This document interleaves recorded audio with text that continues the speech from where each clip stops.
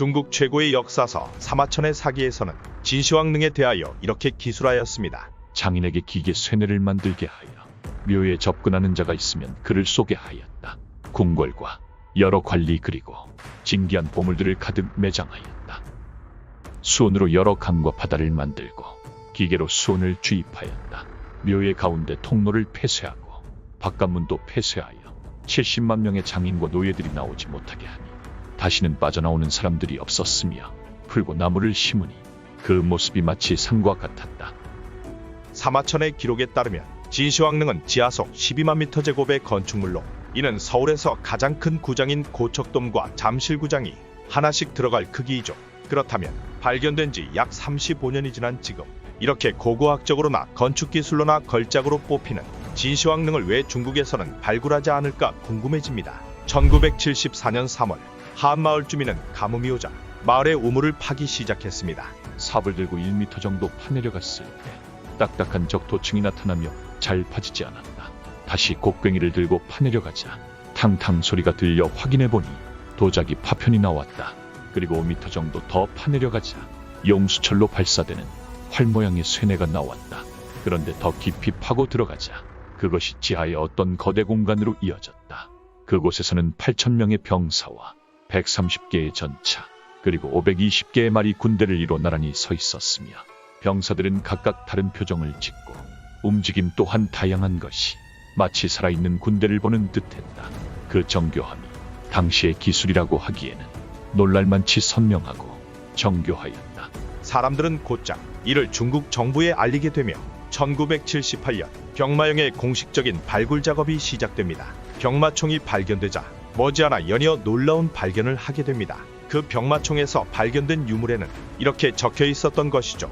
진시황의 제상 여부리가 만들었다. 1970년도 당시 신화나 미신으로만 여겨지던 진시황릉에 대한 결정적 단서로서 즉 진시황릉이 병마총 근처에 묻어 있을 것이라는 암시를 주는 단서였던 것이죠. 그렇게 그동안 산인 줄만 알았던 진시황릉의 무덤의 위치가 밝혀지게 됩니다. 사마천의 기록에 따르면 하늘에는 사후세계를 축복하고 보호해줄 1월 송신이 새겨졌고 별들이 가득한 하늘 밑으로는 천하를 축소하는 지형이 있다.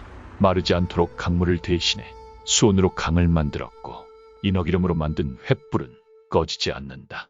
사람들은 곧 진시황릉이 발굴될 것이라는 기대와 함께 각국 언론의 헤드라인에 보도되며 관심이 고조되던 그때 당시 중국의 총리 저우얼라이는 진시황릉에 대해서 발굴을 하지 않는다는 공식 성명을 발표합니다. 해낼 능력이 없다면 후손을 위해 남겨둔다 라는 유명한 말을 남긴 채 그렇게 진시황릉의 발굴은 일시적으로 중단된 채 내부는 미스터리로 남게 됩니다. 그런데 시간이 지난 최근 2012년 놀라운 연구 결과가 발표됩니다. 진시황릉의 내부를 원격 탐지, 초분광 등의 현대적인 하이테크놀로지 기술을 도입하여 진시황릉을 측량하던 중 그곳에서 기록에만 존재하던 수온의 강에 대한 단서를 발견한 것이죠. 진시황릉의 중심부에서 측정된 수온의 함량은 최대 2204ppb로 이는 진시황릉으로부터 2km 떨어진 지점의 토지의 수온 함량이 5에서 65ppb인 것을 고려한다면 주변 토지와 비교하더라도 약 20에서 30배나 높은 함량이었죠. 또한 2013년 한국과 중국의 연구팀이 진시황릉 근처에서 채취한 토양과 식물 지하수의 농도를 조사한 결과 수온이 강력하게 검출되었다는 조사 결과를 발표했고 이 연구 결과는 과학학술지 사이언스지에 게재되기도 합니다. 사마천의 기록을 통해 매장된 수온의 양을 계산해 본다면 10cm 깊이 정도의 수온의 바다를 만들기 위해서는 약 100톤 이상의 수온이 필요할 것으로 추측되는데 이것은 당시의 기술이나 규모적인 측면으로서 말이 안 되는 일이기 때문에 왕의 위험함을 돋보이는 소설적인 표현으로 치부되었는데 이것이 실제할지도 모른다는 놀라운 과학적 발견이었던 것입니다. 그런데 지난 2004년 수온의 바다에 대한 놀라운 연구 결과가 또 한 번 세상을 뒤집게 됩니다. 진시황릉 발굴을 맡은 시베이 대학 연구진이 황릉 바닥에 수온으로 만든 배수시설 지도를 발견한 것입니다. 이것은 수온의 강에 대한 설계도에 준하는 것으로 실제로 수온의 강을 제작하였다는 사실을 방증하는 것이었죠. 진시황릉 발굴단장이 이렇게 말했습니다. 수온의 강은 실제한다. 모든 역사적 사료와 연구 결과들이 수온의 강이 실제한다는 사실을 입증한다. 실제로 진시황에 대한 생전의 역사 기록을 살펴보면 이러한 문장들이 기술되어 있습니다. 신하 서복과 일행 500여 명을 동쪽 땅으로 보내 불로초를 찾아오라고 명했다.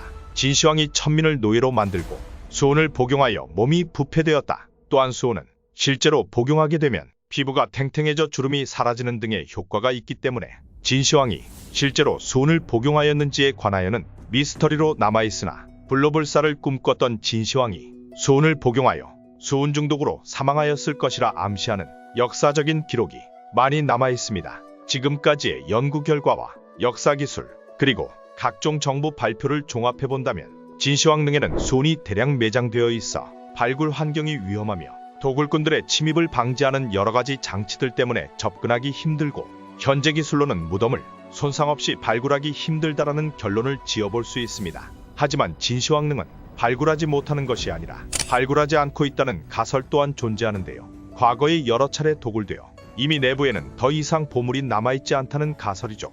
이를 증명하는 역사적 기록은 무수히 존재합니다. 진시황이 통치하던 진나라 시대의 역사서인 진나라사의 대원왕 편에서는 이렇게 기술되어 있습니다. 왕릉은 대부분 굴려 취하였고 일부는 도굴되어 그 안에 보물을 다 얻어갔다. 석계룡은 다시 진시황 무덤을 도굴하여 구리기둥을 취해 무기로 주저하였다. 어느 목동이 잃어버린 양을 찾으려 어느 동굴에 들어갔다가 진시황의 시신을 안장한 관을 불태웠다. 항우가 관중에 들어와 발굴하니 30만 명이 실어 날라도 끝나지 않고 불태웠는데 그 불이 90일 동안 꺼지지 않았다. 이 밖에도 진시황이 도굴되었다는 역사 기록은 언급하기도 힘들 정도로 많은 기록이 전해져 있습니다. 역사 기록서에서는 진시황릉의 높이를 30m 정도로 기술하고 있는데 실제로 현대에 측정된 진시황릉의 높이는 45m로 당시에 기술된 능의 높이보다 15m가량 낮은 것을 알 수 있습니다.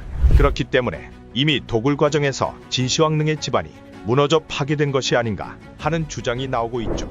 그런데 이러한 주장에 대한 반론 또한 존재합니다. 진시황릉의 수많은 도굴 기록들과 결정적으로 항우가 이미 다 도굴하였다는 소문 때문에 오히려 진시황릉이 도굴꾼들의 도굴 시도로부터 안전할 수 있었다라는 주장이죠. 실제로 진시황릉은 학자들 사이에서 건설보다 도굴이 힘들다는 의견이 있는데요. 진시황릉은 4km의 내성과 6km의 외성으로 둘러싸여 있기 때문에 진시황이 묻혀있는 중심부에 다다르기까지의 관문이 너무 많으며 역사 기록에 따르면 지하수가 3번 돌 정도의 지하 깊은 곳에 진시황의 관이 있으며 다량의 수온이 있는데 이 때문에 당시의 기술로서는 도굴할 수 없을 것이라는 의견이죠. 중국 최초의 황제로 전국시대 중국을 최초로 통일하며 불로불사를 강렬히 염원했던 진시황, 그의 업적만큼 세계 불가사의로 불리고 있는 그의 무덤 진시황릉을 둘러싼 미스터리. 진시황릉의 지하 공간과 각종 보물들 그리고 수온의 바다는 실제할까요? 미스터리 오디오였습니다.